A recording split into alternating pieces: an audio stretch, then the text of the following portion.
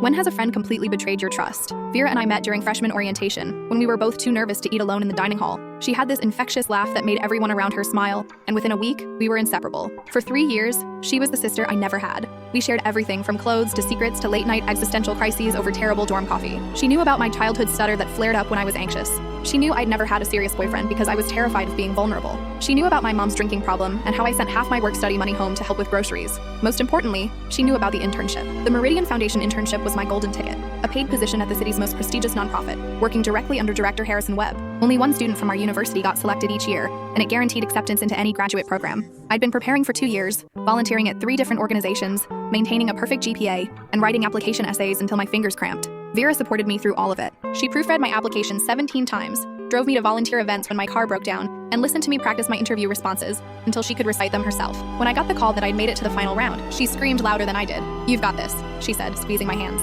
"Harrison Webb would be crazy not to choose you." The final interview was scheduled for Friday at 2 p.m. I spent the entire week preparing, buying my first real business suit with money I'd saved for months. Vera helped me practice answering questions about my experience with at-risk youth, my 5-year plan, and my thoughts on nonprofit sustainability. Thursday night, she surprised me with a celebration dinner at Romano's, way too expensive for our budget, but she insisted. "You deserve this," she said, raising her water glass. "Tomorrow's just a formality. You're going to change the world." I believed her completely. Friday morning, I woke up with food poisoning, violent, debilitating sickness that left me curled up on my bathroom floor, barely able to speak. I called Vera, crying. "I can't miss this interview," I gasped between waves of nausea. "I can't." "Call them," she said urgently. "Explain what happened. Ask to reschedule." I tried calling the foundation, but it went straight to voicemail. The main office, the director's assistant, even the general information line. Nothing. I was panicking, throwing up every 20 minutes, watching my future slip away. Vera arrived an hour later with Gatorade and determination. "I have an idea," she said. "What if I go in your place? Just to explain the situation face to face. Ask them to reschedule. I'll drive there right now." It seemed like my only option. I gave her my application folder, my portfolio, and the business suit that now hung loose on my dehydrated frame. She promised to call immediately after speaking with them. By evening, I felt human again. Vera still hadn't called. When she finally answered around 9 p.m., her voice sounded strange. "They were really understanding," she said quickly. "Harrison Webb said to call Monday to reschedule."